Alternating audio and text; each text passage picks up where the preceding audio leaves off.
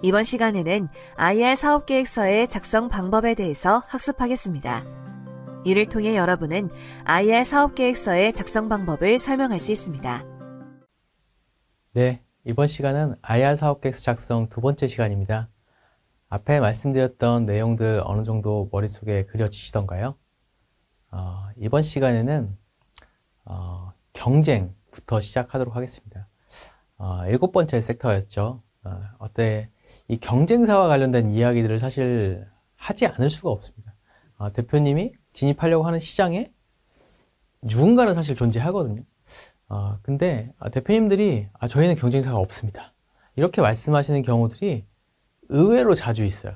근데 이게 되게 좀 조심스러운 부분입니다. 무슨 얘기냐면 기본적으로 투자자들은 경쟁사는 무조건 있다, 경쟁사가 없는 시장이라고 하면 그거는 시장성이 없을 수 있다라는 기본적인 마인드를 가지고 있다고 생각을 하시기 때문에 제가 극단적으로 이렇게까지 표현 드려요. 사실 그 시간에 우리 거를 예를 들어서 구매를 하게 되면, 아니면 우리 거를 하기 위해서 시간을 사용하게 되면 내가 한정된 재화, 돈에서 다른 무언가를 줄여야 되잖아요.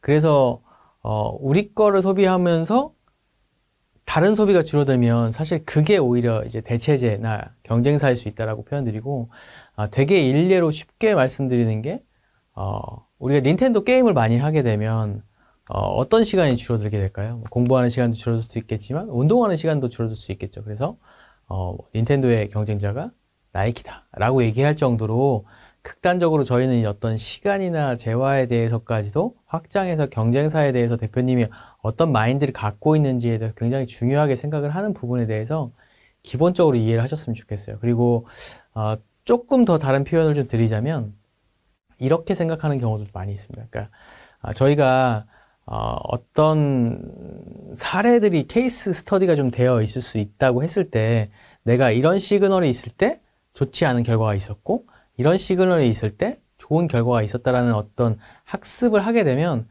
이 첫 번째 시그널이 있을 때 부정적으로 사람이 될 수밖에 없거든요. 근데 이 경쟁사가 없다라고 보통 얘기하시는 분들이 굉장히 테크 기반의 뭔가를 하시는 연구자 베이스에 또는 이런 출연 연구소에서 나오셨던 분들이나 이런 분들인데, 이런 분들이 세계 최초, 우리 경쟁사 없다, 이런 키워드를 많이 쓰신단 말이에요.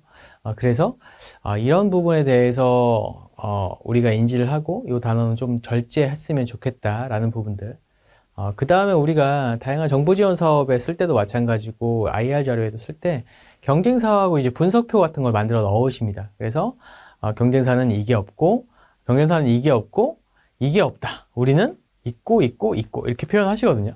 근데 전체 키워드 100개 중에 우리한테 유리한 것만 사실 발췌해서 그렇게 표현하시는 경우가 대부분이세요. 사실 시장 점유율 경쟁사가 높고 브랜드 인지도 경쟁사가 더 높겠죠. 왜냐하면 우리가 아직은 스타트업일 가능성, 초기 기업일 가능성이 높으니까요. 그렇다고 하면 이렇게 표현한 기업하고 다 경쟁사는 X고 우리는 다 동그라미에 표현했을 때 이 문서의 어떤 신뢰도라는 측면에서 봤을 때, 아까 제가 이제 투자를 결혼이나 연애에 비유 많이 한다라고 말씀드렸잖아요. 이 사람 만났는데 뭐 본인 집도 좋다고 하고 뭐 학벌도 좋다고 하고 뭐 다 좋다고 했는데 막상 어떤 시그널이나 이런 거 봤을 때 그게 말했던 거하고 조금 다른 것 같은데? 라는 느낌이 있으면 이 사람을 신뢰하고 내가 뭐 배우자로 생각하거나 이렇게 하는 거에 대해서 사실 이렇게 챌린지가 생기지 않습니까? 비슷한 느낌이라고 생각하시면 될 것 같아요. 대표님이 앞에까지 내가 해결하는 문제, 우리 팀 뭐 이런 것들 얘기를 했는데 경쟁사 없습니다. 저희는 다 잘해요. 경쟁사는 다 못해요. 근데 왜 경쟁사는 지금 매출이 100억이고 우리는 아직 이제 시작에 진입하는 이건 걸까? 왜 이만큼 포텐이 아직 안 터졌을까? 뭐가 내가 모르는 뭔가 있는 거 아닐까? 아니 대표님이 너무 자신감만 충만한 거 아닌가? 이런 오해들이 살 수 있기 때문에 저희가 타겟하는 시장의 어떤 구매 결정 요소는 뭐 예를 들어서 50%는 브랜드고 30%는 디자인이고 뭐 20%는 뭐 가격인데 저희는 사실 아직 브랜드 가치와 어떤 이런 부분들 디자인이 좀 부족한데 이 가격에 민감도 있는 이 20% 고객들을 대상으로 해서 가성비 제품을 만들어서 우리 시장에 진입하는 것을 목표로 한다라고 얘기를 하면 대표님이 말씀하시는 게 굉장히 좀 합리적인데 20%의 시장만 해도 충분히 의미 있는 시장의 성장을 가져갈 수 있겠는데 이런 것들이 조금 자연스럽게 우리가 설득할 수 있다는 거죠. 사람이 사람 대 사람으로서 이렇게 신뢰할 수 있는 것처럼 이 문서로서도 그런 부분들을 해 주셔야 된다는 부분들을 이해하시면 좋을 것 같습니다. 비즈니스 모델 관련해가지고 우리가 수익 모델이 여러 가지가 있습니다 라고 얘기하는 기업도 있으시고 저희 지금 이거 하나도 케어하기 어려워가지고 계속 인원 뽑고 있는데 아직 뭐 인원이 안 나와가지고 고객사들이 지금 기다리고 있다 라고 얘기하는 이 두 가지 회사가 있을 때 사실 첫 번째 회사보다 두 번째 회사가 더 매력적으로 느껴지지 않으신가요? 맞습니다. 그래서 사실 우리 지금은 팁스 운영사이기도 한 더존이라고 하는 ERP가 한 20년 전에 나왔죠. 그래서 그거 가지고 막 정말 기업들한테 쓰게끔 해주고 업무 혁신도 만들어내고 했죠. 근데 이제 그렇게 바빴던 기업도 이제 어느 정도 안정이 되면 사실 비즈니스 모델을 늘려가는 게 맞는 건데 처음부터 사실 비즈니스 모델을 늘려가거나 우리가 A라는 제품도 팔고 있고요. B라는 서비스도 제공을 하면서 이렇게를 얘기하는 것보다는 잘 되는 회사일수록 잘 되면 잘 되는 회사일수록 이런 한 가지 수익 모델에 올인되어 있다라고 이해하시면 될 것 같고 이 수익 모델이 고객 관점에서 뭔가 분석해서 표현해야 되는 거지 우리 회사가 여기에도 돈을 벌 수 있고 여기에도 돈을 벌 수 있고 이거에도 돈을 벌 수 있다. 우리 회사가 돈을 버는 수단이나 채널로서의 관점이 아니라 고객 관점에서도 우리 서비스를 최초에 이런 식으로 해서 진단하는 걸로 맨 처음에 사용을 해서 진단해보니까 좋아서 이걸 가지고 우리한테 정기 구독을 하는 형태의 어떤 비즈니스 모델을 우리가 계속 디벨롭하고 이렇게 데이터가 쌓여서 있는 것들을 기반으로 해서 우리가 뭔가 컨시어지를 해주고 뒤에다 커머스를 붙이겠다. 이런 식으로 얘기를 하는 것들이 투자자가 봤을 때 조금 더 고객들이 이 서비스에 락인될 수 있고 자연스럽게 다음 비즈니스로도 확장될 수 있겠구나라고 느낄 수 있는 부분들이 크다라는 거죠. 해외 사례 관련해서 사실 드릴 말씀이 좀 있는데요. 이게 창업자분들의 관점에서는 의도와 다르게 표현되는 경우들이 있어요. 창업자 입장에서는 이게 중국에서 미국에서 얼마 밸류에 얼마 펀딩을 받아서 지금 진행이 되고 있다 이런 기업이 지금 순항하고 있다라고 표현하시는 건데 실제로 투자자 관점에서는 그 대표님의 의도는 알겠지만 조금 격하게 표현하면 고깝게 생각할 수도 있어요. 제가 조금 쉬운 예시로 좀 한번 들어볼게요. 예를 들면 누군가가 커피 프랜차이즈를 하려고 하시는 분이 있다라고 예를 들어볼게요. 내가 예를 들어서 이디야 커피를 예를 들어서 프랜차이즈를 하려고 알아봤어요. 근데 알아봤더니 여기 사업 설명회 하시는 분이 프랜차이즈 상담하시는 분이 지금 강남에서 하루에 몇 잔이 팔리고 권리금이 얼마고 수익을 얼마 가져간다라고 얘기하는 게 내가 이 커피숍을 시단위, 면 단위에서 운영하시려고 하는 분한테 의미가 있는 대화일까요? 물론 이제 사업 가능성이 있다라고 이게 트렌드에 맞다라고 얘기하는 부분은 의미가 있겠지만 내가 유동인구가 다른데 이만큼 팔 수도 없거니와 이만큼의 권리금이 붙을 수도 없고 이만큼의 이익을 낼 수도 없겠죠. 이게 제가 말씀드리려고 하는 요지입니다. 그래서 나의 의도와 달리 우리 회사의 펀딩 레퍼런스를 글로벌 기업에 얘기를 하는 거는 이 대표님이 지금 방금 전에 말씀드렸던 것처럼 이디야 커피를 읍내에서 하실 분이 이 회사 이게 지금 강남에서는 얼마에 팔리고 있고 권리금이 얼마인 회사처럼 내가 이걸 지금 운영하려고 한다. 이게 일맥상통하지 않잖아요. 이게 톤 앤 매너가 안 맞는 얘기잖아요.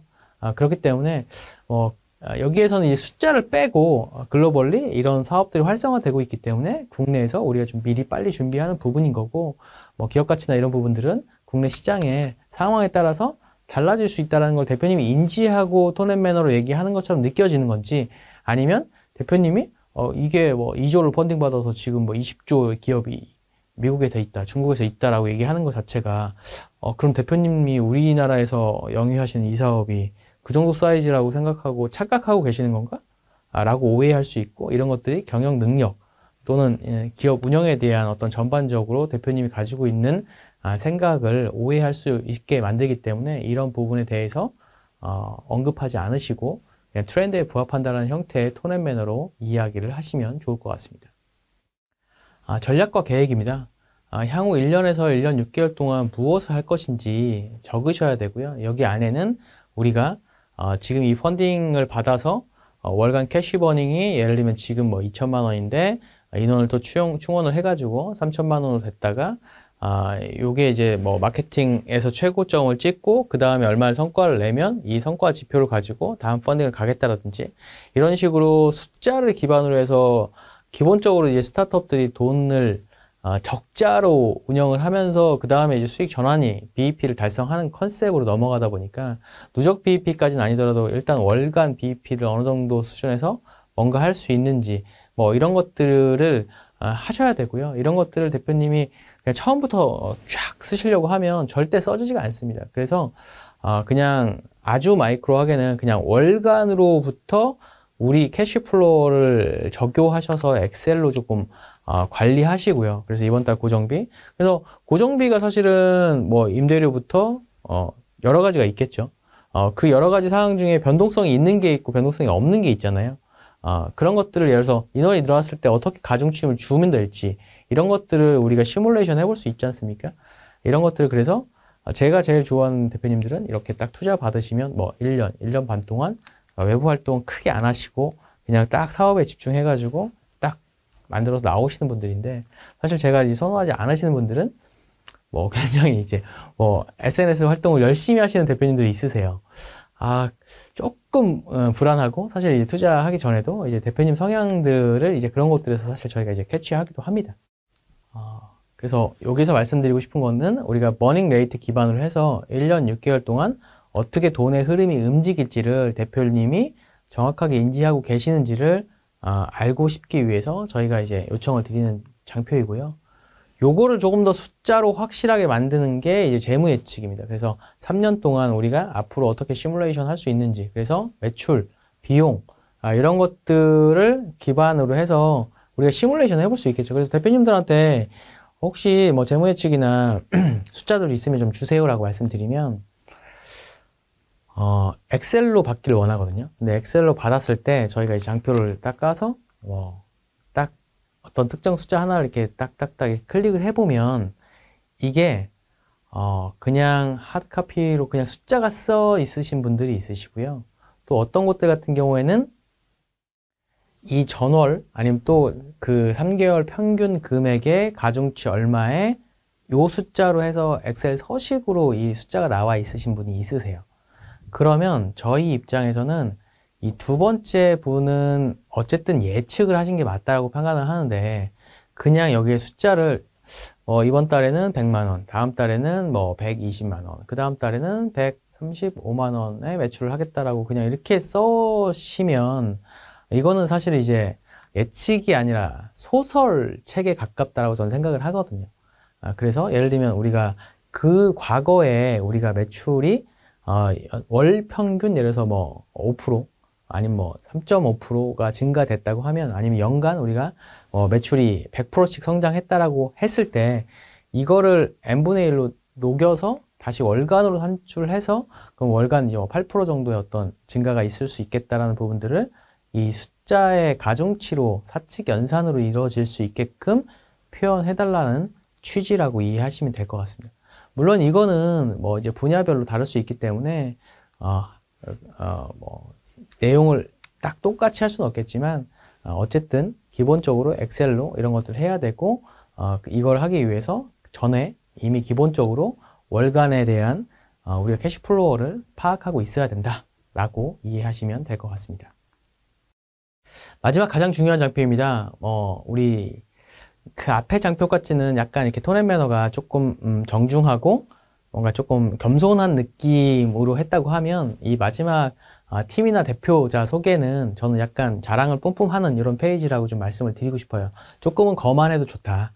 그래서 대표자는 어디 학교를 나왔고 어떤 프로젝트 또는 어떤 회사에서 어떤 프로젝트를 하면서 어떤 역량을 좀 쌓았었는지를 이렇게 타임라인 순으로 뭔가 좀 표현을 하고 우리 사업하고 부합되는 어떤 키워드들이 있으면 이게 강조 표시를 하거나 색깔을 다르게 하는 형태로 해서 대표님이 여기 계시면서 이런 일을 하시면서 이런 역량을 쌓았구나를 쭉쭉쭉 일목요연하게 좀 볼 수 있게끔.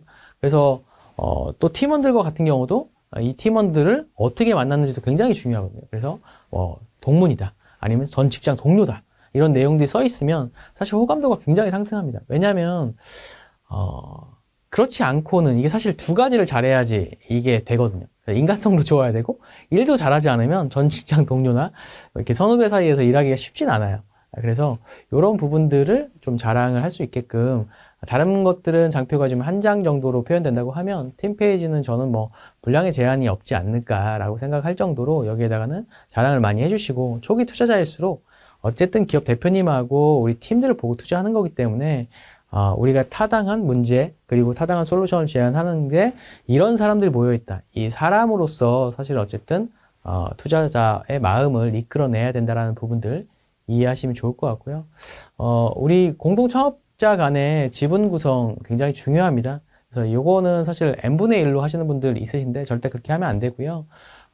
경제적 리스크를 지으실 분들, 극단적으로 표현드리자면, 그래서 기업이 어려울 때 급전을 내 신용을 통해서라도 땡겨오고, 회사가 어려워졌을 때 기꺼이 총대 메고 이제 누군가가 신용 불량자가 될 수 있는 이 사람이 어떤 리스크를 안고 이 사람이 대표를 하고 어떤 지분 비율의 한 70%, 80% 이상은 이분이 가져가는 형태로 공동 창업자라 하더라도 팀을 구성하는 게 제가 추천드리는 방안입니다.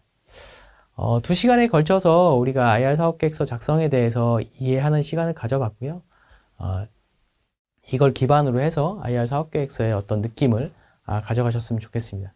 오늘 강의는 여기까지 마치도록 하겠습니다. 감사합니다. 이번 시간에 학습한 내용을 퀴즈를 통해 확인해 보세요.